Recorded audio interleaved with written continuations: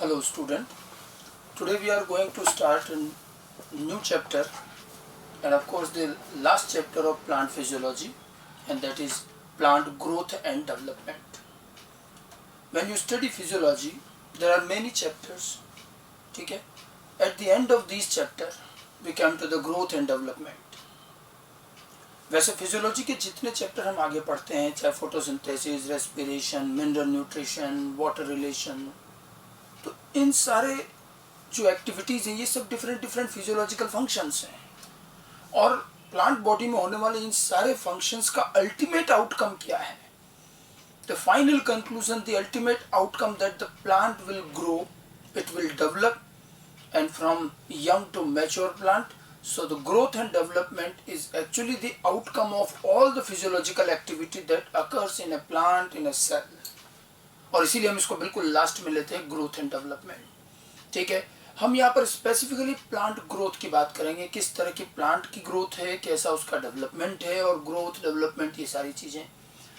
Just like the other organism, plant also starts their life from a single cell zygote. ये तो सब में ही होता है. ठीक है, जाइगोट से लाइफ शुरू होती है. Now zygote will divide and redivide, continuously divide होकर वो एम्ब्रियो बनाता है. फिर जब ये सब चीज़ें सीड में होती है प्लांट में, and then seed germinates and embryo will also germinates and it becomes now small seedling. फिर वो और ग्रो होता है. ठीक है, फिर वो यंग प्लांट बनता है, फिर मैच्योर प्लांट बनता है. तो पूरे स्टेजेस ऑफ डेवलपमेंट है. ग्रोथ कंटिन्यूसली होगी, वेरियस स्टेजेस से पास ऑन होता हुआ प्लांट एनलार्ज होता है, डेवलप होता है, और एक मैच्योर प्लांट में कन्वर्ट होता है. तो प्लांट ग्रोथ एंड डेवलपमेंट के इस चैप्टर में बेसिकली हम सबसे पहले तो ग्रोथ क्या है, किस तरह की ग्रोथ है, what is development actually, and difference in the growth and development, इस पर एक इनिशियल फंडामेंटल बात करेंगे ग्रोथ को लेकर, डेवलपमेंट को लेकर. उसके बाद प्लांट ग्रोथ के लिए रिस्पॉन्सिबल फैक्टर्स थोड़ी हम उन पर भी बात करेंगे. And just like the animals, plants also have some growth hormones. तो उनकी भी चैप्टर में आगे बात करेंगे. तो एक छोटा सा चैप्टर है और एक कंक्लूसिव चैप्टर कह सकते हैं इसको, कि हम जो चीज़ फिजियोलॉजिकल पार्ट में अलग अलग पढ़ते हैं उसका एक कंक्लूजन, एक नतीजा ये है कि अल्टीमेटली प्लांट की ग्रोथ और डेवलपमेंट होती है. ठीक है, तो प्लांट ग्रोथ एंड डेवलपमेंट के हमारे इस चैप्टर में शुरू में हम जरा सा एक इंट्रोडक्टरी पार्ट ऑफ ग्रोथ को समझने की कोशिश करते हैं. ठीक है, नाउ अ मैच्योर प्लांट, जब भी हम एक मैच्योर प्लांट की बात करते हैं, जैसे मैंने अभी आपको कहा, always start its life from a single cell zygote, develops from a single cell zygote. चाहे कितना भी बड़ा प्लांट आपको दिख रहा हो, शुरुआत उसकी सिंगल जाइगोट से ही होती है. ठीक है, zygote divides and differentiate to form various types of cell. अब जाइगोट में डिवीजन होगा, नई नई तरह की सेल्स बनेंगी. अब सेल फिर अपने फंक्शंस के अकॉर्डिंग स्पेशलाइज्ड हो जाती है, जिसको हम डिफरेंशिएशन कहते हैं. देखिए, ग्रोथ और साथ में डिफरेंशिएशन. ग्रोथ, सेल डिवाइड हो रही, सेल ग्रो हो रही है, सेल के अंदर डिवीजन हो रहा है. अब जो सेल शुरू में बनती सब एक जैसी होती है, बट प्लांट में या कोई भी ऑर्गेनिज्म हो, we have to perform different functions. तो हमें अलग अलग बहुत सारे काम करने होते हैं. तो फिर सेल को अलग अलग फंक्शन, अलग अलग वर्क के अकॉर्डिंग स्पेशलाइज्ड किया जाता है. और ये चीज़ आप सेल में भी पढ़ते हैं, सेल बायो में भी, कि सेल जो है स्पेशलाइज्ड. जैसे एनिमल्स में बात करें तो कोई नर्व सेल्स बन गई, कोई मसल्स बन गई, कोई बोन्स, इस तरह से प्लांट में भी अलग अलग फंक्शंस के लिए सेल डिफरेंशिएट हो जाती है. ठीक है, कुछ प्लांट स्टोरेज का काम कर रही है, कुछ प्लांट जाइलम हो गया, कुछ फ्लोएम हो गया, इस तरह से बहुत सारे जो भी प्लांट के ऑर्गन है. तो प्लांट सेल जो है अपने फंक्शन, अलॉटेड फंक्शन के अकॉर्डिंग स्पेशलाइज्ड हो जाती है, and this is called actually differentiation. तो zygote divides and form cells. Now जो ये सेल्स हैं ये फिर डिफरेंशिएट होती हैं, और भी अलग अलग तरह की सेल्स और वैरायटी ऑफ सेल्स बनेंगी. Now this different types of cells organize to form tissues and organ of plant. अब ये जो अलग अलग तरह की सेल्स हैं ये प्लांट के टिश्यूज और ऑर्गन बनाएंगी, organs of plant. And finally a complex plant body is formed which constitute root, stem, leaf, flower, fruit, seed etcetera. ठीक है, तो ये हमने एक आउटलाइन आपको बताया कि शुरुआत कहाँ से होती है. Life of a plant starts from a single cell zygote. Now zygote will divide and form many cells. Now these cells later on undergo differentiation as their work allotted.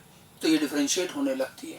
Now these different types of cells or differentiated cells forms plant tissues and organ. और plant के tissue और organ collectively एक पूरी complex plant body बनाते हैं। Plant के जो different parts है जो हम मॉर्फोलॉजी में भी पढ़ते हैं, मॉर्फोलॉजी में एक्सटर्नल अपीयरेंस पढ़ा जाता है, तो the complex plant body consist of root, underground root, aerial stem, stem bears leaves and stem also bears flowers, flowers later on convert into fruits and seeds। तो ये सब प्लांट के different part हैं। अगर हम प्लांट के in part पर और आगे बात करते हैं तो हम देखते हैं कि रूट और स्टेम प्लांट का वो पार्ट है जो शुरू से लेकर एंड तक रहता है और वो लगातार ग्रो भी करता है, ठीक है, और इसीलिए प्लांट बढ़ते जाते हैं। तो root and stem actually shows unlimited growth, तो इनकी जो ग्रोथ है ये अनलिमिटेड रहती है, ठीक है, जबकि लीव्स, फ्लावर, फ्रूट, सीड इनकी एक पर्टिकुलर स्पान होता है, इनका एक पर्टिकुलर लिमिटेड ग्रोथ होती है। दे shows limited growth, appear and fall periodically. अब जो ये लीफ है, फ्लावर, फ्रूट, सीड है, इनका एक पर्टिकुलर लाइफ स्पान है, टाइम स्पान है, ये लिमिटेड ग्रोथ करते हैं, उसके बाद ये गिर जाते हैं, फिर नए पैदा होते हैं। तो प्लांट का जो फंडामेंटल स्ट्रक्चर है वो रूट और स्टेम का बना है, stem and stem branches, root and roots branches. ना उस पर जो लीव्स लगती हैं उनका एक लिमिटेड ग्रोथ है, एक लिमिटेड लाइफ स्पान कह सकते हो, फिर वो लीफ गिर जाती है, हर बार प्लांट में नई लीफ आती है, सनेसेंस होता रहता है, ठीक है। ऐसे ही फ्लावर है, रिप्रोडक्टिव टाइमिंग पर फ्लावर प्रोड्यूस होते हैं, फ्लावर से फिर फ्रूट बना और उसके बाद फ्रूट भी ड्रॉप हो जाता है, सीड वगैरह सारा, और ये बार बार पीरियडिकली ग्रो होते रहते हैं। इस तरह से प्लांट का एक पूरा पार्ट चलता है। तो जाइगोट से लेकर प्लांट धीरे धीरे ग्रो करता है और एक कॉम्प्लेक्स बॉडी में कन्वर्ट हो जाता है। तो अगर हम प्लांट का पूरा डेवलपमेंट देखें, एक जो मैच्योर प्लांट आप देख रहे हो, जाइगोट से लेकर मैच्योर प्लांट का जो डेवलपमेंट है वो बहुत सारी स्टेजेस से होके गया और हर स्टेजेस पर प्लांट ने ग्रोथ की और ग्रोथ करने के साथ साथ वो इस पर डिफरेंशिएट करता है और स्पेशल पार्ट, स्पेशल ऑर्गन्स बनाता है। और इसीलिए जब हम डेवलपमेंट की बात करते हैं, growth is a phenomenon, is an activity, कि कुछ काम हो रहा है, ठीक है, और उसका जो कंक्लूजन, जो रिजल्ट है वो डेवलपमेंट है। तो अगर मैं डेवलपमेंट की बात करूं तो it is the sum of two process, that is growth and differentiation. जो ग्रोथ हो रही है, हर स्टेजेस पे जो ग्रोथ हो रही है और जो स्पेशलाइजेशन, जो डिफरेंशिएशन हो रहा है, इन दोनों को ही कलेक्टिवली डेवलपमेंट कहते हैं। कि जब हम स्टार्टिंग से लेकर एंड तक की पूरी बात करेंगे तो कई सारी स्टेजेस में ग्रोथ होती गई और प्लांट एक फुल फॉर्म प्लांट बन गया, वेल डेवलप्ड प्लांट बन गया। तो ये उसका पूरा डेवलपमेंट हुआ जिसमें ग्रोथ भी हुई और डिफरेंशिएशन भी हुआ। खैर, डेवलपमेंट पे तो हम और थोड़ा आगे बात करेंगे, पहले अब हम ग्रोथ को समझें। तो ये तो मैंने एक जनरल बात करी कि प्लांट ग्रोथ किस तरह से क्या रहेगी। अब प्लांट ग्रोथ के बारे में और ग्रोथ को ही थोड़ा सा और आगे बढ़ाते हैं। तो ग्रोथ जो है, आप जब 11th बायोलॉजी की शुरुआत करते हैं तो पहला चैप्टर लिविंग वर्ड आता है और लिविंग वर्ड में जब लिविंग के कैरेक्टर्स, लिविंग होने के कैरेक्टर्स देखे जाते हैं तो उसमें एक कैरेक्टर आपको ग्रोथ भी बताते हैं। तो ऑफ कोर्स लिविंग ऑर्गेनिज्म का ये फीचर है कि वे ग्रो करते हैं। So growth is in one of the living parameter, it is a fundamental characteristic of all living organism. सारे लिविंग ऑर्गेनिज्म का ये फंडामेंटल कैरेक्टरिस्टिक होता है कि दे ऑल विल ग्रो, ठीक है। अगर मैं इसको डिफाइन करूं तो ग्रोथ एक इरिवर्सिबल चेंज है। किसी प्लांट या किसी भी ऑर्गेनिज्म में, किसी पार्ट में, किसी ऑर्गन में या पूरे ऑर्गेनिज्म में जो भी इरिवर्सिबल चेंजेस हैं वो एक्चुअली ग्रोथ में काउंट होते हैं। It is defined as an irreversible permanent increase in size, volume, weight. Growth अलग अलग फॉर्म में आपको नजर आएगी। साइज इंक्रीज होगा, वॉल्यूम इंक्रीज होगा, weight of an organism, of an organ और इट्स पार्ट और even an individual cell.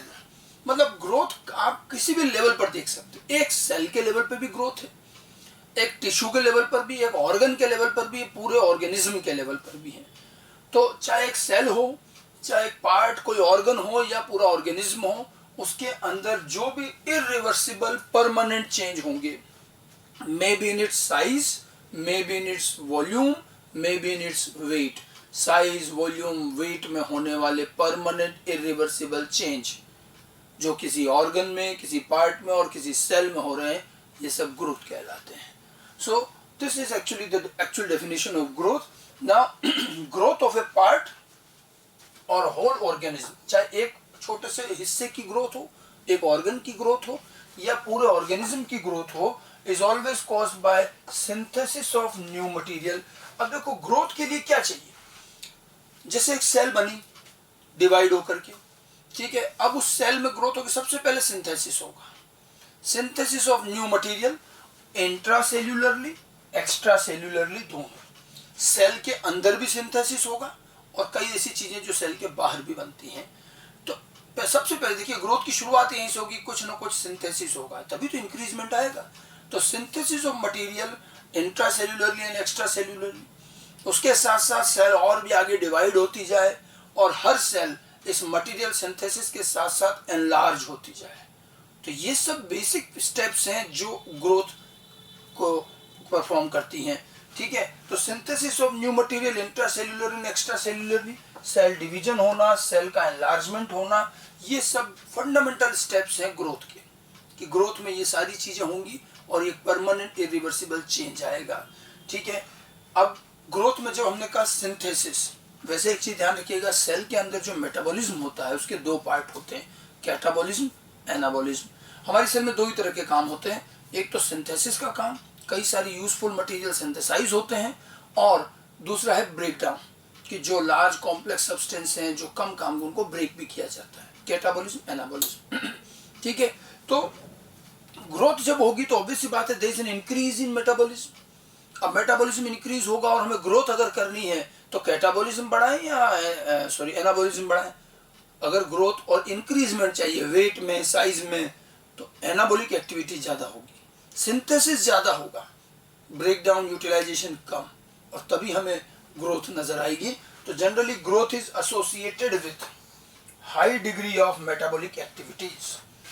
Metabolic activity definitely increase होगी जब आप कह रहे हो synthesis of material and division and all this things. तो मेटाबॉलिक एक्टिविटी इंक्रीज होगी which includes both anabolic and catabolic reaction, ठीक है। दोनों तरह की रिएक्शन होंगी, ऐसा नहीं है कि सिर्फ एनाबॉलिक होगी, कैटाबॉलिक भी जरूरी है। जैसे रेस्पिरेशन एम्फीबॉलिक कहता है हालांकि रेस्पिरेशन को, लेकिन कैटाबॉलिक पार्ट है ना उसमें, वो ब्रेक डाउन करता है तभी तो एनर्जी प्रोड्यूस होती है जिससे हम दूसरे काम करते हैं। तो एक्चुअली जब ग्रोथ होती है तो मेटाबॉलिज्म की रेट इंक्रीज होगी and there will be high rate of metabolism which include both anabolism as well as catabolism. होंगे दोनों, लेकिन अगर बात करें ज्यादा कौन, तो एनाबॉलिज्म ज्यादा होगा, तभी अल्टीमेटली इंक्रीजमेंट दिखाई देगा। So during the growth the rate of anabolism is more than catabolism. Anabolism की रेट कैटाबॉलिज्म से ज्यादा रहेगी, ठीक है। तो ग्रोथ क्या है, ग्रोथ की डेफिनेशन और ग्रोथ के साथ जो चीजें एसोसिएटेड हैं वो फंडामेंटल बातें ध्यान रखनी है, ठीक है। और अगर हम आगे बढ़ते हैं तो ग्रोथ के कुछ और कैरेक्टरिस्टिक्स पर बात करते हैं, characteristics features of plant growth. Plant की ग्रोथ के बारे में छोटी छोटी कई चीजें हैं, आप जब एनसीईआरटी भी पढ़ेंगे तो शुरू में आपको यही सारी ग्रोथ के बारे में चीजें समझा कि what is actually growth and different features. Now सबसे पहले अगर प्लांट की ग्रोथ का मैं फीचर बात करता हूं तो जो सबसे यूनिक फीचर है वो है इनडिटर्मिनेंट।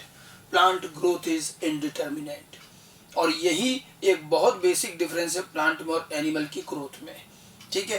प्लांट की ग्रोथ इनडिटर्मिनेंट मतलब लगातार होती है, अनलिमिटेड ग्रोथ है, ठीक है, रुकती नहीं है, ठीक है। प्लांट जो है, plant have a capacity for indeterminate और अनलिमिटेड ग्रोथ, लगातार कंटिन्यूअसली ग्रो करते हैं, ठीक है, which continues throughout their life, and due to this the growth of plant is being quite unique. Plant की ग्रोथ को बड़ा यूनिक कहा जाता है। So why the plant growth is being considered as unique? Because plant growth is indeterminate, unlimited, and it takes place throughout the life, ठीक है। तो continuously grow करता है, लेकिन एक चीज ध्यान रखना, प्लांट ग्रोथ कंटिन्यूअस तो होती है लेकिन पूरी प्लांट बॉडी में नहीं होती, कंप्लीट प्लांट बॉडी में नहीं। प्लांट के अंदर कुछ रीजन्स हैं, कुछ लोकलाइज्ड एरिया है, वहीं पर ही कंटिन्यूअसली ग्रोथ होती है, बाकी चीजें जो है प्लांट की भी फिक्स हो जाती हैं। तो growth throughout the life है लेकिन लोकलाइज्ड है, ठीक है। So the growth of the plant is due to the presence of different types of meristems. मैंने क्या कहा आपको कि लोकलाइज्ड ग्रोथ है, पर्टिकुलर कुछ एरियाज है जहां वो लाइफ टाइम ग्रो करता है, और उन पर्टिकुलर एरियाज में से मेन एक है मेरिस्टम्स। प्लांट की जो ग्रोथ है it is always being at the meristems, meristems at specific location in their body. तो प्लांट बॉडी में जो मेरिस्टम्स हैं ये वो जगह है जहां पर plant indeterminate unlimited growth show करता है। मेरिस्टम की जो सेल्स है they have the power of indefinite divisions. Meristems की सेल लगातार डिवाइड होती है, नई नई सेल्स बनाती रहती हैं, यहाँ ये काम लाइफ टाइम होता है। ठीक है, तो प्लांट की ग्रोथ जो है बेसिकली क्या है, इनडिटर्मिनेट है, अनलिमिटेड है, हालांकि लोकलाइज्ड है। इसलिए आप देखिएगा ये चीजें जो हैं पर्टिकुलर लोकलाइज्ड ग्रोथ होने की वजह से पर्टिकुलर कुछ हिस्से ही इनके ग्रो करते हुए दिखते हैं, बाकी कई हिस्से परमानेंट मैच्योर हो जाते हैं। अभी और आगे इस चीज को एक्सप्लेन करेंगे। ठीक है, now continued growth due to which the new cells arise. देखिए प्लांट की ग्रोथ के बारे में एक और चीज देखिए, प्लांट की ग्रोथ में लगातार डिवीजन होता है, नई नई सेल्स अराइज होती हैं, ऐड होती हैं। ठीक है, इस पूरी फीचर्स को हम ओपन फॉर्म ऑफ ग्रोथ भी कहते हैं। The continued growth due to which new cells are always being added to the plant body by meristem is called open form of growth। Plant की ग्रोथ क्लोज्ड नहीं मानी जाती, open मानी जाती है। प्लांट की ग्रोथ यूनिक है क्योंकि थ्रू आउट द लाइफ होती, unlimited. Plant growth open form क्यों है, क्योंकि प्लांट की ग्रोथ वही अनलिमिटेड ग्रोथ है, लगातार सेल डिवीजन हो रहा है, नई नई सेल्स प्लांट में ऐड होती जा रही है। और जब कंटिन्यू डिवीजन चल रहा है, कंटिन्यू न्यू सेल ऐड हो रही है, तो इसी को हम ओपन फॉर्म कहते हैं। क्लोज्ड फॉर्म का मतलब तो है कि एक लिमिटेड है कि पर्टिकुलर जितनी ग्रोथ होनी, एक बार सेल डिवीजन हो गया, जो सेल बन गई बस उसी में काम चलाना है, इस तरह की चीजें प्लांट में नहीं होती। तो प्लांट की ग्रोथ बहुत यूनिक है, इसे ओपन फॉर्म ऑफ ग्रोथ भी कहेंगे। यूनिक इसलिए कि एक अनलिमिटेड ग्रोथ शो करती है, लेकिन अनलिमिटेड ग्रोथ लोकलाइज्ड होती है केवल मेरिस्टम्स में। प्लांट के जो मेरिस्टम्स हैं डिफरेंट लोकेशंस पर, वहां ये लगातार ग्रो करते हैं। ठीक है, और इसीलिए इसको, और नई नई सेल लगातार ऐड होती है, इसलिए इसको ओपन फॉर्म ऑफ ग्रोथ भी कहते हैं। अब मेरिस्टम आपने मॉर्फोलॉजी और एज वेल एज एनाटॉमी दोनों में आपने देखा होगा कि मेरिस्टम्स क्या हैं, एनाटॉमी में स्पेशली बताया जाता है। मेरिस्टम प्लांट के रूट और शूट अपेक्स, शूट में शूट के टिप पर, स्टेम की टिप पर, और रूट की टिप पर, एपिकल जो रीजन होता है शूट अपेक्स रूट अपेक्स, वहां आपको मेरिस्टम मिलेंगे और वो लगातार ग्रो करते हैं। इसके अलावा कुछ मेरिस्टम बीज के लेटरल पोजीशन पे भी मिलता है। ठीक है, ये जैसे कि मैंने आपको एक डायग्राम आउटलाइन एनसीईआरटी का ये डायग्राम है, इसी तरह का डायग्राम समझाने की कोशिश की मेरिस्टम को लेकर। So meristem which are present on root and shoot apex, जो रूट और शूट एपेक्स पर जो मेरिस्टम होते हैं, they are responsible for elongation और increase of length of plant along their axis and this is called primary growth of the plant। ठीक है, ये देखिए, ये है रूट एपिकल मेरिस्टम और ये शूट एपिकल मेरिस्टम, ये लगातार इधर ग्रो होगा और ये डाउनवर्ड ग्रो होगा। ये मेरिस्टम्स कंटिन्यू ग्रो होते हैं और ये कंटिन्यू ग्रो होंगे तो ये जो है लेंथ इंक्रीज करेंगे, प्लांट इसलिए लंबाई में बढ़ता रहता है। ठीक है, तो ये ऊपर के हिस्से और बिल्कुल नीचे का हिस्सा ये बढ़ेगा, बीच का जो हिस्सा होता है फिर उसकी लेंथ ज्यादा नहीं बढ़ती। कई बार इसलिए एनाटॉमी में ये चीज कही जाती है कि अगर आप ग्राउंड से एक पर्टिकुलर हाइट पर, सपोज 1 मीटर 2 मीटर पर एक कील ठोक दें प्लांट के स्टेम में, ठीक है, और आप देखेंगे आफ्टर 10 ईयर आफ्टर 5 ईयर वो कील कहाँ जाएगी। अगर कहा जाए कि the rate of meristem is rate of growth is somewhat, कुछ भी एक ग्रोथ दे दी जाए कि इतना वो हर साल इंक्रीज हो रहा है, तो वो कील की पोजीशन, वो नेल जो हमने लगाई वो कहाँ जाएगी। और वही आंसर दिया जाता है कि आपने अगर मान लो 1 मीटर हाइट पर नेल लगाई है तो प्लांट की ग्रोथ लगातार हो रही है, प्लांट लेंथ में बढ़ेगा लेकिन नेल की पोजीशन चेंज नहीं होती। कारण ये कि प्लांट की जो लेंथ इंक्रीज होती है वो केवल टिप्स पर होती है, बिल्कुल अपर टिप और लोअर टिप पर। मिडिल पार्ट जो है फिर वो लेंथ में नहीं बढ़ता और इसलिए उसकी पोजीशन वही की वही रहेगी, तब भी प्लांट ऊपर से इसकी लेंथ बढ़ती जाएगी। ये बड़ी खास बात है क्योंकि ये जो शूट एपिकल और रूट एपिकल मेरिस्टम है ये लेंथ बढ़ाते हैं। तो बिल्कुल एपेक्स पर ग्रोथ हो रही है, लेंथ बढ़ रही है, बीच में नहीं बढ़ी, और ये प्राइमरी ग्रोथ होती है। ठीक है, और primary growth is found in all plant, सारे प्लांट में प्राइमरी ग्रोथ जरूर मिलेगी, ये हमेशा होंगी। ठीक है, अब उसके बाद क्या होता है, कुछ प्लांट ऐसे हैं specially dicotyledon plant and gymnosperm, उनके अंदर बीच में एक लेटरल मेरिस्टम और मिलता है। देखो ये तो शूट अपेक्स है, ये डाउनवर्ड ये जो दिखा रखा है ये वेस्कुलर कैम्बियम है, ये भी और रूट में भी है। ये लेटरल मेरिस्टम होता है, जो ये एरो जो दिखा रखे हैं ये डायमीटर वाइज इस तरह से इंक्रीज होगा इधर, ये लेंथ नहीं बढ़ाएगा, ये विड्थ बढ़ाता है, डायमीटर बढ़ाता है, और इसको कहते हैं सेकेंडरी ग्रोथ। ये बाद में शुरू होती है, प्राइमरी ग्रोथ अपनी जगह वो स्टार्टिंग से रहती है, बाद में जाकर के डाइकोट में और gymnosperm, in dicot plant in gymnosperm plant some meristem appears later in the life, कुछ मेरिस्टम बाद में अपीयर होता है and it is known as lateral meristem. जो कि वेस्कुलर कैम्बियम है, कॉर्क कैम्बियम है। इसके बारे में हम एनाटॉमी में भी पढ़ते हैं। तो जो वेस्कुलर कैम्बियम है, ये जो कैम्बियम होता है, इसमें कॉर्क कैम्बियम भी बनता है। ये क्या करते हैं, ये हॉरिजॉन्टली बढ़ते हैं, ठीक है, और ये डायमीटर बढ़ाते हैं। ये लेटरल मेरिस्टम कहलाता है। And this lateral meristem increases girth और diameter of plant and this growth is called secondary growth. Secondary growth stem का थिकनेस बढ़ाएगी, ठीक है। ये लेटरल मेरिस्टम होता है जिससे स्टेम थिक होता जाता है। वहां पर अब लेंथ नहीं बढ़ रही, लेंथ केवल ऊपर के किनारों पर, ऊपर और नीचे के किनारों पर, ये टिप्स पर तो लेंथ बढ़ रही है, शूट और रूट जो मेरिस्टम है। और जो लेटरल मेरिस्टम है वो डायमीटर वाइज प्लांट को थिक कर। तो प्लांट की जो ग्रोथ है आप देखिए लोकलाइज्ड हुई। ये पर्टिकुलर लोकेशंस हैं जहां अलग अलग तरह से इनकी ग्रोथ हो रही है। प्राइमरी मेरिस्टम और जो प्राइमरी ग्रोथ है, सेकेंडरी मेरिस्टम, लेटरल मेरिस्टम है जो बाद में ग्रो होता है, वो सेकेंडरी ग्रोथ शो करता है जिससे कि स्टेम का डायमीटर इंक्रीज होता है, ठीक है। तो प्लांट की ग्रोथ की ये स्पेसिफिसिटी ध्यान रखिएगा। और इसीलिए अब अगर हम प्लांट और एनिमल की ग्रोथ से कंपैरिजन करें तो बड़ा क्लियर हो गया। देखिए प्लांट की ग्रोथ लोकलाइज्ड और अनलिमिटेड होती है, एनिमल की जो ग्रोथ है वो डिफ्यूज और लिमिटेड होगी, ठीक है। लोकलाइज का मतलब ये मेरिस्टेमेटिक रीजन्स में हो रही है, और अनलिमिटेड मतलब थ्रू आउट द लाइफ हो रही है। अब ये देखिए ये डिफ्यूज्ड है। अब प्लांट की बॉडी में और एनिमल की बॉडी की ग्रोथ में एक फर्क है।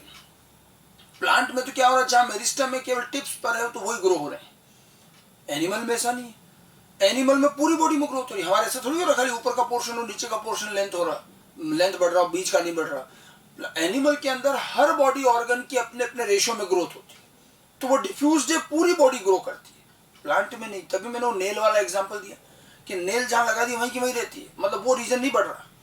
एनिमल में ऐसा नहीं है, एनिमल की ग्रोथ डिफ्यूज्ड है, अकर्स इन एंटायर बॉडी। ये पर्टिकुलरली लोकलाइज्ड मेरिस्टम में होते हैं, ये एंटायर बॉडी में होती है, ठीक है। लेकिन ये थ्रू आउट द लाइफ है, ये लिमिटेड है, अप टू सर्टेन एज तक रहेगी, उसके बाद नहीं। एक पर्टिकुलर शेप साइज मेंटेन हो जाएगा, फिर रुक जाती है, उसके बाद केवल रीजनरेशन और रिपेयर वगैरह रहता, बाकी ज्यादा ग्रोथ नहीं होती। और प्लांट में जबकि लगातार मेरिस्टम डिवाइड करते रहते हैं। तो यहाँ पर लोकलाइज्ड एंड अनलिमिटेड है, ये डिफ्यूज्ड एंड लिमिटेड ग्रोथ होती है, ठीक है। हाँ, प्लांट के अंदर भी ध्यान रखिएगा, जो शॉर्ट ड्यूरेशन वाले प्लांट हैं, एनुअल प्लांट, बाइनल प्लांट, इनकी बात अलग है। ये जो मैं बात कर रहा हूँ लोकलाइज्ड एंड अनलिमिटेड, ये बात हो रही है पेरिनियल प्लांट की जो कई साल जिंदा रहते हैं, ठीक है। जो एनुअल बाइनल प्लांट है, growth of annual and biennial plant is limited for a determined period of time. Annual plants की लाइफ ही कुछ महीनों की होती है, एक ग्रोइंग सीजन है तो बस वो वहीं तक ग्रो करेगा। बाइनल ज्यादा से ज्यादा 2 ग्रोइंग सीजन रह जाता है, तो ये एक पर्टिकुलर डिटरमाइंड पीरियड तक रहती है, तो इनकी ग्रोथ एक तरह से लिमिटेड हो गई। अदरवाइज जो पेरिनियल प्लांट है, बड़े बड़े ट्रीज हैं, वो लाइफ टाइम ग्रो करते हैं, मेरिस्टम्स लगातार काम करता है और इसीलिए ट्री बढ़ते रहते हैं, ठीक है। तो प्लांट की ग्रोथ इनडिटरमिन है और इनडिटरमाइंड है, अनलिमिटेड है, लोकलाइज्ड है, और हमने एनिमल की ग्रोथ के साथ उसका कंपैरिजन किया। साथ साथ में प्लांट की ग्रोथ में ये ध्यान रखना कि जो प्राइमरी ग्रोथ, सेकेंडरी ग्रोथ का भी थोड़ा सा फीचर जो हम एनाटॉमी में भी पढ़ते हैं वो भी ध्यान रखिएगा। तो ये तो प्लांट की ग्रोथ का एक फीचर हुआ कि ग्रोथ इनडिटरमाइंड होती है। नाउ आगे बढ़ते हैं, ग्रोथ इज मेजरेबल। अब प्लांट की ग्रोथ को हम मेजर भी कर सकते हैं, ठीक है। अब ग्रोथ का लेकिन पैरामीटर अलग अलग हो सकते हैं। कई जगहों पर सरफेस एरिया बढ़ना ग्रोथ है, तो कई जगह पर सेल का नंबर बढ़ना ग्रोथ है, तो कई जगह पर लेंथ बढ़ रही है, कई जगह वॉल्यूम बढ़ रहा है, कई जगह वेट बढ़ रहा है। तो अलग अलग बॉडी पार्ट्स की ग्रोथ के पैरामीटर अलग अलग हो सकते हैं। वैसे एक बात है कि ग्रोथ जहां भी हो, there is an synthesis of new material, नई नई चीजें सिंथेसाइज होंगी, एनाबॉलिक एक्टिविटी ज्यादा होंगी, बताया था। तो सिंथेसिस होगा, अब प्रोटोप्लाज्म इंक्रीज होगा, तो प्रोटोप्लाज्म के इंक्रीजमेंट को मेजर करना बड़ा मुश्किल है एक सेल में जाके। तो हम उस प्रोटोप्लाज्म इंक्रीमेंट की वजह से अल्टीमेटली क्या इफेक्ट आता है उसको मेजर करते हैं, ठीक है। Plant growth which occurs at cellular level is due to increase in protoplasm content. ये बात मैंने बताई कि ग्रोथ हो रही है अल्टीमेटली प्रोटोप्लाज्म के इंक्रीजमेंट से, ठीक है। The increase in protoplasm is difficult to measure directly. अब प्रोटोप्लाज्म कितना बड़ा इसको डायरेक्टली मेजर करना बड़ा मुश्किल होता है। Therefore, growth can be measured by various parameters which are more or less proportional to it. अब प्रोटोप्लाज्म की ग्रोथ की वजह से बॉडी में, ऑर्गन में कैसा चेंज आया, कहीं वॉल्यूम बढ़ा तो कहीं सरफेस एरिया बढ़ा तो कहीं वेट बढ़ा, उन पैरामीटर्स की स्टडी करेंगे जो उस प्रोटोप्लाज्म इंक्रीजमेंट से प्रोपोर्शनल रहता है। तो ये बात तो तय है कि ग्रोथ होने का मतलब है सिंथेसिस हो रहा है, और सिंथेसिस होने का मतलब है प्रोटोप्लाज्म कंटेंट बढ़ेगा। लेकिन प्रोटोप्लाज्म कंटेंट जो एक एक सेल में बढ़ा उसको डायरेक्टली मेजर करना बेहद मुश्किल है। लेकिन उस प्रोटोप्लाज्म के कंटेंट बढ़ने से बॉडी ऑर्गन पर क्या इफेक्ट आया वो पैरामीटर हम स्टडी करके ग्रोथ मेजर कर सकते हैं। अब ग्रोथ को देखो मेजर करने के अलग अलग पैरामीटर्स हैं, जरा उनकी बात करें तो सबसे पहले तो increase in fresh weight, dry weight. Weight से कर ले, वजन बढ़ेगा अगर सिंथेसिस हो रहा है तो, ठीक है। फ्रेश वेट ड्राई वेट में थोड़ा सा डिफरेंस है। अगर आप किसी प्लांट पार्ट को सीधा कट करके उसका वेइंग कर लो तो फ्रेश वेट है। अब फ्रेश वेट में तो क्या होता है, उसमें वाटर कंटेंट वगैरह सब है तो सबका वजन आता है। ड्राई वेट का मतलब है उसको सुखा करके पूरी तरह से वाटर हटा करके फिर वेट ले तो वो ड्राई वेट होता है, ठीक है। फ्रेश वेट तो ज़्यादा ही आएगा, उसमें वाटर का भी कंटेंट रहता है, दूसरी भी चीज़ें हो सकती हैं। इसीलिए एक्चुअल ग्रोथ आपको फ्रेश वेट की बजाय किससे मिलेगी, ड्राई वेट से, ठीक है। तो अगर मैं फाइनली एक्चुअल कितना सिंथेसिस हुआ वो तो हमें ड्राई वेट ज़्यादा अच्छे से बताया, क्योंकि फ्रेश वेट में वाटर और बाकी चीज़ों का भी वेट आ जाता है। तो वेट दोनों तरह का लिया जा सकता है, फ्रेश वेट भी लेते हैं, उसके बाद ड्राई करके वाटर हटा करके भी लिया जाए। तो वेट मेजर करके हम ग्रोथ का आइडिया लगा सकते हैं, ग्रोथ मेजर कर सकते हैं। Then second one, increase in cell size, जिसको हम इलोंगेशन भी कह सकते हैं। सेल की साइज बढ़ना, जब देखिए सेल डिवाइड होकर बनी, अब उस सेल में मटेरियल सिंथेसाइज होगा तो सेल एक्सपांड करेगी, इसको इलोंगेशन भी कहते हैं, साइज इंक्रीज होना। और जब सेल साइज इंक्रीज होती है और जब बहुत सारी सेल सबकी साइज इंक्रीज होगी तो ओवरऑल पूरा ऑर्गन की साइज बढ़ेगी। और एक बहुत इफेक्टिव तरीका है ये ग्रोथ का जिसमें इलोंगेशन होता है। एक एग्जांपल हमें एनसीईआरटी में दिया वाटरमेलन की सेल का, कि वाटरमेलन के अंदर जो सेल है वो अपने इनिशियल साइज से 3,50,000 टाइम्स इंक्रीज हो जाती है, एनलार्ज हो जाती है। वाटरमेलन का एक एग्जांपल है कि उसकी जो सेल है it is increase by size up to 3,50,000 times, तो करीब 3.5 लाख गुना बढ़ गई। तो आप सोचिए सेल जब इतना एनलार्ज होगी, और एक नहीं ऐसी सारी सेल अगर एनलार्ज होगी तो एकदम से कितनी ग्रोथ होगी। तो सेल साइज के इंक्रीजमेंट्स से भी हम ग्रोथ मेजर कर सकते हैं। और कुछ पैरामीटर्स देखिए, और आगे के पैरामीटर में increase in surface area, surface area को मेजर करके भी ग्रोथ मेजर की जाती है। ये ज़्यादातर काम आता है फ्लैट ऑर्गन्स में, फ्लैट ऑर्गन जैसे कि लीव्स। अब लीफ की ग्रोथ अगर हमें मेजर करनी है तो हम क्या करते हैं, हम प्लांट से लीफ तोड़ते नहीं है, प्लांट पे लीफ लगी हुई है उसको ग्राफ पेपर पर ले जाकर रखते हैं ऐसे, मतलब ग्राफ पेपर उससे टच करते हैं और ग्राफ पेपर पर उसको ड्रॉ कर देते हैं, ठीक है। फिर 2 दिन बाद 4 दिन बाद रेगुलर इंटरवल पर उस लीफ का हम ग्राफ पेपर पर प्लॉट ड्रॉ करते हैं। तो आपको एक रेगुलर इंटरवल में लीफ की जो साइज या जो उसकी साइज जो बढ़ रही है वो आपको पता चल जाए, वो सरफेस एरिया बढ़ रहा है उसका, ठीक है। तो it is being done by drawing it's outline on graph paper at regular interval. तो हम सरफेस एरिया मेजर करके लीफ जैसे जो फ्लैटन ऑर्गन है उनकी ग्रोथ को मेजर कर सकते हैं, ठीक है। तो अलग अलग तरह के ऑर्गन में हमें पैरामीटर चेंज करने पड़ेंगे। लीफ में वजन की बजाय वहाँ एरिया ज़्यादा इंपॉर्टेंट हो जाता है, ठीक है। देन इंक्रीज इन वॉल्यूम, कुछ प्लांट पार्ट ऐसे हैं जिनमें वॉल्यूम से ग्रोथ मेजर की जाती है। सबसे पहले जिसमें फ्रूट आता है, फ्रूट और जहाँ भी फूड स्टोरेज हो रहा है उन स्टोरेज ऑर्गन का वॉल्यूम देखा जाता है, ठीक है। Growth of fruits and storage organ can be measured by finding out there volume. तो उससे वॉल्यूम से पता चलता है उनका कितना वॉल्यूम बढ़ा। सिंथेसिस ऑफ मटेरियल होगा तो वॉल्यूम भी बढ़ेगा। Then increase in cell number, cell division हो रहा है तो सेल का नंबर भी बढ़ेगा, और सेल नंबर बढ़ेगा तो भी ग्रोथ तो होनी है, ठीक है। सेल के नंबर बढ़ने से भी ग्रोथ होगी और सेल एनलार्ज होगी तो भी ग्रोथ होगी, और एनलार्जमेंट से बल्कि ज़्यादा ग्रोथ होगी, ठीक है। It gives an estimate about the rate of growth, एक यूनिट टाइम में कितनी सेल बन रही है, सेल डिवीजन का रेट क्या है वो हमें ग्रोथ की रेट का भी आइडिया देगा। एक यूनिट टाइम में कितनी सेल्स बन रही है, इंक्रीज इन सेल नंबर। एक एग्जांपल हमें एनसीईआरटी में दिया, मैंने वही कोट किया है यहाँ पर कि सिंगल मेज रूट एपिकल मेरिस्टम सेल, मेज के रूट का जो मेरिस्टम है उसकी सिंगल सेल की अगर बात करें can give rise to 17,500 new cell per hour, ठीक है। मेज के रूट का जो एपिकल मेरिस्टम है उसकी एक सेल 1 घंटे में 17,500 से भी ज़्यादा सेल्स बना देती हैं। Such a high rate of division it is. तो सेल इंक्रीज होना, सेल नंबर इंक्रीज होना, ये भी दरअसल ग्रोथ का एक पैरामीटर हुआ। जैसे कि मेज का एग्जांपल है कि एक सेल 1 आवर में इतनी सारी सेल बना देती हैं, तो ऑब्वियस सी बात है this is an another parameter of growth. And one more is the measuring length. अब जो स्टेम है, जो रूट है, उनमें लेंथ बढ़ती है तो लेंथ मेजर की जा सकती है रूट की, स्टेम की, ठीक है। पोलन ट्यूब की लेंथ, जब पोलन ग्रेन जर्मिनेट होता है तो पोलन भी क्या करता है, ट्यूब बना करके ओव्यूल तक जाता है।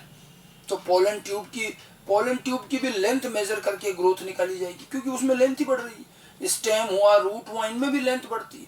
तो length measurement, increase in length is another parameter. तो देखिए ये कुछ 5-6 अलग अलग तरह के पैरामीटर्स हैं जो कि ग्रोथ मेजरमेंट में काम है। तो growth is measurable. Now measurement के पैरामीटर हम प्लांट के वेरियस ऑर्गन के अकॉर्डिंग अलग अलग ले सकते हैं।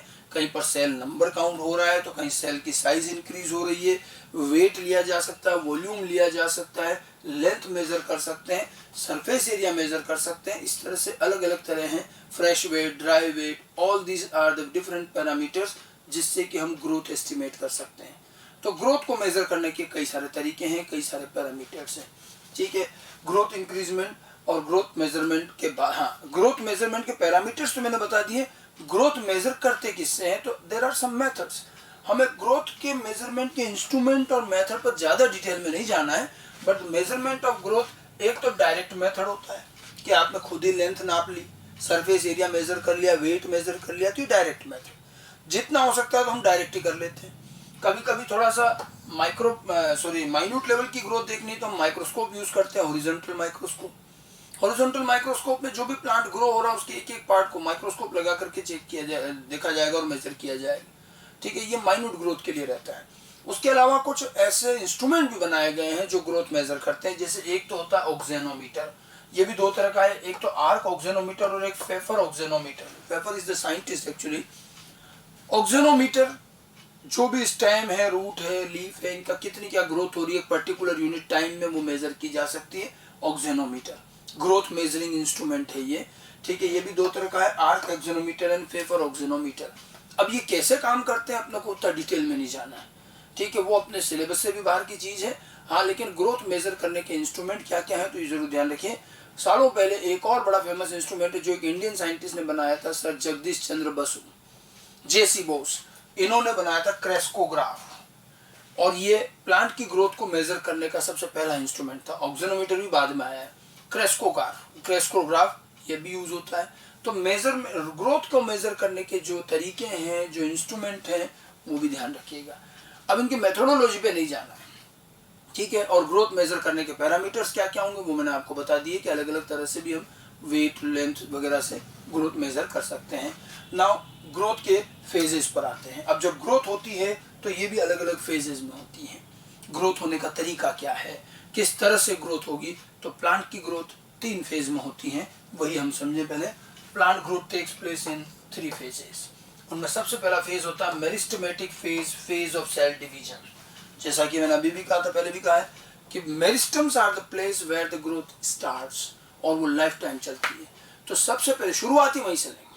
तो meristematic phase, phase of cell division, meristems की सेल लगातार सेल डिवाइड करती रहती है, तो वहां पर सेल नंबर इंक्रीज होता है, वहां ग्रोथ सेल के नंबर से चलती है, ठीक है। It is the first phase. Meristematic phase growth phase की सबसे पहली फेज होती है। occurs in the area where meristematic cells are present like root and shoot tip. Meristematic growth या जो मेरिस्टेमेटिक फेज है ये आपको केवल जहां पर मेरिस्टम से वहीं मिलेंगे, रूट टिप्स, शूट टिप्स, और सबसे पहली फेज रहती है। Here cells are constantly dividing, और यहाँ सेल लगातार डिवाइड होती है। यहाँ की जो सेल है, जो मेरिस्टेमेटिक सेल्स हैं, उनकी क्या खास बात होती है, cells of this phase of growth have dense cytoplasm, इनका साइटोप्लाज्म बड़ा डेंस होता है, large nucleus, high respiration rate, primary cell wall होती है। ये कुछ उस समय मेरिस्टेमेटिक सेल्स की कुछ पेक्युलरिटीज हैं। मेरिस्टेमेटिक सेल्स की सेल वॉल से प्राइमरी होती है, थिन होती है, फ्लेक्सिबल होती है, ठीक है। यहाँ बहुत रिजिड सेल वॉल नहीं बनती है। इनमें प्रोटोप्लाज्म बड़ा डेंस होता है, मेटाबॉलिक रेट भी हाई होती है, ठीक है। न्यूक्लियस भी बड़ा लार्ज होता है, रेस्पिरेशन रेट भी हाई है। तो हाई रेस्पिरेशन रेट होगी तो एनर्जी बनेगी अच्छी खासी, वो एनर्जी मेटाबॉलिक एक्टिविटी में यूज होंगी, तो डेंस प्रोटोप्लाज्म भी रहेगा, न्यूक्लियस भी बड़ा रहता है और सेल डिवीजन भी होता रहेगा। ये मेरिस्टेमेटिक सेल्स की कुछ खास बातें हैं। तो ये सबसे पहला फेज होता है कि मेरिस्टेमेटिक जो मेरिस्टम्स हैं वहां पर सेल डिवाइड हो और नई नई सेल्स बने। This is the first phase, phase of cell division. सबसे पहले सेल डिवीजन होगा। उसके बाद में देखिए सेकंड फेज क्या है। Second phase is called elongation phase और फेज ऑफ एनलार्जमेंट। अब देखो सेल डिवाइड हो गई तो जो सेल बनी, अब जैसे मेरिस्टेमेटिक सेल जब डिवाइड होती है तो ऐसा नहीं होता कि सारी सेल फिर आगे भी डिवाइड करती रहती है। जब सेल डिवाइड होती है तो कुछ सेल तो मेरिस्टेमेटिक ही रहेंगी और जो बाकी सेल बन रही है now it become converted into permanent cell. ठीक है, तो जो मेरिस्टेमेटिक रहेंगी वो तो डिवाइड करती जाएंगी, बाकी जो सेल्स बनती जा रही हैं अब उन सेल्स में एनलार्जमेंट होगा। अब उसमें मेटाबॉलिक रेट इंक्रीज होगी, एनाबॉलिज्म होगा और वो सेल धीरे धीरे अपना साइज बढ़ाएगी। तो ये फेज ऑफ एनलार्जमेंट है, इलोंगेशन फेज कहते हैं। ठीक है, इसके अंदर the cell present just next to the meristematic zone represent elongation phase. Meristem जाए उसके ठीक पीछे, क्योंकि मेरिस्टम से ही जो सेल बन रही है वो सब इस जोन में आ जाती है। अब ये डिवाइड नहीं कर रही है। ठीक है, now here there is an increased vacuolation. अब यहाँ क्या होगा कि सेल एनलार्ज कैसे करेगी, अंदर वाटर कंटेंट और वैक्यूल की साइज बढ़ेगी, वैक्यूलेशन बढ़ता, बड़ी बड़ी वैक्यूल्स डेवलप होने लगती, सेल बिकम नाउ मैच्योर होने लगती है सेल, इसमें वैक्यूलेशन होता है। और जब वैक्यूल बढ़ती हैं this results in increase in cell size, जिसको हम इलोंगेशन कहते हैं। जब अंदर प्रोटोप्लाज्म, पहले देखिए जो सेल डिवाइड कर रही है उसमें तो डेंस प्रोटोप्लाज्म में मिनिमम वैक्यूल है, अब इसमें बड़ी बड़ी वैक्यूल आने लगती है। ठीक है, और उसकी वजह से सेल भी एनलार्ज होती है। Okay, this also have the deposition of new cell wall material. अब देखो पहले वहां क्या था, प्राइमरी सेल वॉल ही थी, अब यहाँ पर सेल एनलार्ज भी हो रही और जो उसको एक शेप रखना है जितना बड़ा उतना वो अटेंड करती है। और उसके बाहर अब प्राइमरी के बाद अब दूसरा सेल वॉल मटेरियल जो कि सेकेंडरी सेल वॉल कहते हैं वो डिपॉजिट होने लगता है। तो सेल एनलार्ज होती है, डिवाइड नहीं होती। और ये ध्यान रखना सेल के डिवीजन से इतनी ज्यादा ग्रोथ नहीं दिखती जितनी की इलोंगेशन से दिखती है। जब इलोंगेशन जोन वाली सेल जब एनलार्ज होती है तो कई कई गुना बढ़ जाती है, और जब सारी सेल इस तरह से बढ़ेगी तो वो जो रूट और स्टेम का वो पार्ट है वो एकदम से काफी लेंथ शो करेगा, उसकी लेंथ बढ़ेगी। ठीक है, स्टेम के नीचे का पार्ट हो, इधर रूट में भी स्टेम में शूट अपेक्स के शूट मेरिस्टम और रूट मेरिस्टम के जस्ट पीछे का भाग इलोंगेशन वाला रहेगा और वहां सबसे ज्यादा ग्रोथ दिखेगी, आपको लेंथ बढ़ेगी एकदम से, क्योंकि वहां पर सेल एनलार्ज होती है, वैक्यूलेशन होता है। और जब एक प्रॉपर सेल एनलार्ज हो गई जितनी होनी है तो उसके बाद अब उसमें तीसरा और आखिरी फेज शुरू होता है, वो है maturation phase, phase of differentiation.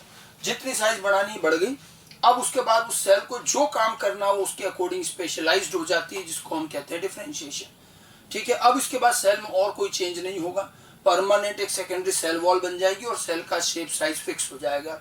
ठीक है, cell present just next to the cell of elongation phase is the phase of differentiation. अब इलोंगेशन फेज के पीछे यानी कि नीचे की तरफ कह सकते हैं, उसके आगे जो है फिर मैच्योरेशन फेज रहे। इलोंगेट होने के बाद सेल परमानेंट होने लगती है। Now enlarged the enlarged develops into special types of cells undergoing structural differentiation and physiological differentiation.